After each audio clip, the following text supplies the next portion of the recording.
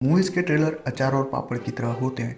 जो एक अच्छे खाने के साथ अगर आपको मिल जाए तो खाने का स्वाद बढ़ जाता है, पर वही अचार पापड़ अगर आपकी थाली में फैल जाए तो खाने के स्वाद को खराब भी कर सकते हैं। और इसी तरह से मूवीज़ के कुछ ऐसे ट्रेलर्स भी हमें देखने को मिलते हैं जिससे हमारा मूवी वॉचिंग एक्सपीरियंस खराब हो सकता है, स्पेशली जब हम बात कर रहे हो सस्पेंस और मिस्ट्री थ्रिलर मूवीज़ के बारे में। और ऐसा भी नहीं है कि ये चीज़ सिर्फ और सिर्फ बॉलीवुड या फिर साउथ के अंदर देखने को मिल रही है, हॉलीवुड मूवीज़ में भी इसके एग्जांपल्स आपको देखने को मिल जाएंगे, जहाँ सबसे ताज़ा और फ्रेश एग्जांपल है सिंघम अगेन का ट्रेलर, जिसके अंदर सभी कैरेक्टर्स, उनकी एंट्री और रामायण से जुड़े हुए पैरेलल स्टोरी लाइन के बारे में पता चल जाता है, जिसको देखने के बाद ऑडियंस के पास सरप्राइज फैक्टर कुछ भी नहीं रहता जब वो मूवी देख रहे हो। और मूवी के अंदर ए पॉइंट से बी पॉइंट तक किस तरह से मूवी जाती है यही देखने के लिए बाकी रह जाता है, जो कि ऑडियंस थिएटर में बैठ के बोर होते हुए ही सही देख लेती है। पर पता नहीं क्यों पर रोहित शेट्टी इस ट्रेलर के फॉर्मूला को अच्छे से समझ नहीं पा रहे, जहां सूर्यवंशी के ट्रेलर के अंदर भी उन्होंने सिंघम और सिम्बा की एंट्री दिखा दी थी, जो कि थिएटर्स के अंदर अगर ऑडियंस सरप्राइज के तौर पे देखती तो मूवी का वर्ड ऑफ माउथ बहुत ही ज़्यादा फैलता और मूवी को बिजनेस भी अच्छा मिल जाता।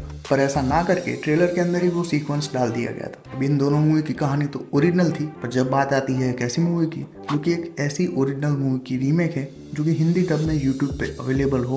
तो उसकी कहानी के अंदर आप क्या ही छुपा लोगे। अब इसकी कहानी और मूवी के अंदर क्या क्या ट्विस्ट आने वाले हैं ये हर कोई जानता है जो कि हिंदी डब मूवीज देखता है। पर इसके बावजूद भी अजय देवगन ने अपने एंड से क्या क्या चेंजेस किए थे ये जानने के लिए ऑडियंस जाते हैं। और ट्रेलर के अंदर जिस तरह से एक्शन को प्रेजेंट किया गया था वो भी ऑडियंस ने काफ़ी अच्छी तरीके से अप्रिशिएट किया था, जो कि इसको कैथी का एक अपग्रेडेड वर्जन मान रहे थे। पर इसके अलावा भी अजय देवगन ने अपने एंड से मूवी की कहानी में बहुत से चेंजेस किए, जहाँ पे भोला के कैरेक्टर या फिर कहे टाइटुलर कैरेक्टर को एक बैक स्टोरी दी गई जो कि कैथी मूवी के अंदर नहीं थी। और ये चेंज या फिर कहे एडिशन एक सरप्राइज पैकेज रहता हम ऑडियंस के लिए, जो कि कैथी की कहानी के अंदर मिस्टीरियस कैरेक्टर की बैक स्टोरी जानना चाहते थे। पर ये जो एडिशन अजय देवगन ने अपने एंड से किया था उसको उन्होंने ट्रेलर और गानों के अंदर ही रिवील कर दिया, जिसके चलते मूवी के अंदर देखने के लिए ऑडियंस के पास सिर्फ एक्शन सीक्वेंस थे और उन सीक्वेंस में भी ग्राफिक्स का काम साफ साफ दिखाई दे रहा था, जिसके चलते ये मूवी भी उतना सक्सेसफुल नहीं रही। और अगर हम मास मसाला मूवीज की बात कर ही रहे हैं तो जवान को कैसे भूल सकते हैं, जिसके ट्रेलर में हाई ऑक्टेन एक्शन की बहुत सी झलक हमें देखने को मिली थी,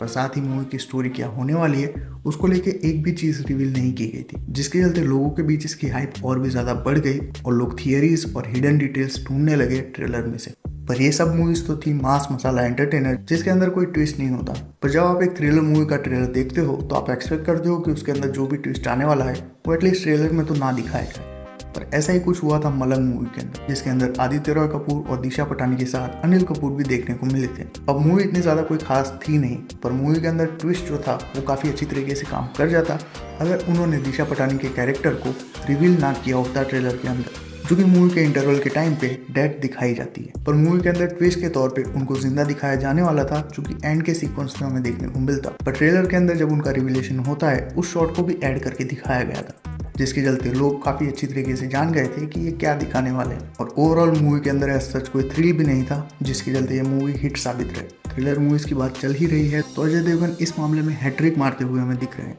जहाँ पे उनकी मूवी शैतान में स्टार्ट से लेके एंड तक क्या क्या चीज़ें होने वाली है ये बिल्कुल एक क्रोनोलॉजिकल ऑर्डर में दिखाया गया था, जिसके चलते मूवी की कहानी में कोई भी सरप्राइजिंग एलिमेंट नहीं रहता है। लोग एक्साइटेड थे तो सिर्फ और सिर्फ आर माधवन को एक नेगेटिव शेड में देखने के लिए। पर इसके ट्रेलर में एक अच्छी बात यह भी थी कि ओरिजिनल मूवी यानी गुजराती मूवी वश में जो भी चीज़ें थी उससे हटके इन्होंने जो भी चीज़ की थी एंडिंग के अंदर उसको ट्रेलर के अंदर ज़रा सा भी रिवील नहीं किया गया था, जिसके चलते जो लोग ओरिजिनल मूवी देख के बैठे थे वो लोग काफ़ी ज़्यादा सरप्राइज और डिसअपॉइंट भी हुए, क्योंकि ओरिजिनल मूवी ज़्यादा ही डार्क हो जाती है। पर ऐसा नहीं है कि हर मूवी के साथ ये चीज़ें होती है, जहाँ पे लापता लेडीज, मैरी क्रिसमस जैसी बहुत सी रिसेंट मूवीज ही है जिसके ट्रेलर को देख के आपको ज़रा भी आइडिया नहीं लगेगा मूवी की कहानी या फिर प्लॉट के बारे में। और यही एक ट्रेलर का काम होना चाहिए कि ऑडियंस के अंदर क्यूरियोसिटी जनरेट करे कि मूवी के अंदर जो भी दिखाया जा रहा है वो कहाँ से कहाँ जाएगा। पर जिस तरह से मूवी बनाना एक आर्ट है उस तरह से ट्रेलर को जिस तरह से कट किया जाता है वो भी एक आर्ट है,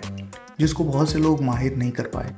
और हॉलीवुड के अंदर ये चीज़ काफ़ी अच्छी तरीके से आपको देखने को मिल जाएगी, जहाँ पे एमसीयू के जितने भी मूवीज आते हैं उसके अंदर आपको साफ स्टोरी और प्लॉट लाइन पता चल जाती है। और वो लोग सिर्फ यहीं पे नहीं रुकते, वो टीवी स्पॉट्स के जरिए बड़ी बड़ी फाइट्स और कैमियोस को भी दिखा देते हैं, जिसके चलते मूवी जब आप देखने जाते हो तो आपके पास चीयर करने के अलावा उसको एंजॉय करने का ऑप्शन कम ही रहता है अगर आपने सारा प्रमोशनल मटेरियल देखा हो तो। और एक और स्टूडियो है जो कि काफ़ी लेजी तरीके से अपने ट्रेलर को एडिट करता है, वो है यूनिवर्सल स्टूडियोज, जिसके किसी भी मूवी के ट्रेलर अगर आप देखोगे तो आपको साफ साफ पता चल जाएगा कि मूवी के ट्रेलर को क्रोनोलॉजिकल ऑर्डर में कट किया गया है। मतलब कि ट्रेलर के अंदर जो भी क्लिप्स आप देख रहे हो वो स्टार्टिंग से लेके एंड तक एक सीक्वेंस में ही फिट की गई है, जिसके चलते मूवी की कहानी और मूवी के अंदर क्या होने वाला है वो आपको साफ पता चल जाता है। और किसी थ्रिलर मूवी को या फिर कहीं साइकोलॉजिकल थ्रिलर मूवी को ट्रेलर के थ्रू किस तरह से खराब किया जा सकता है या स्पॉइल किया जा सकता है, उसका सबसे अच्छा एग्जांपल है गेट आउट मूवी, जो कि एक साइकोलॉजिकल थ्रिलर मूवी है और उसमें हिप्नोसिस का यूज़ दिखाया गया है। और इसी के चलते मूवी का जो लीड कैरेक्टर है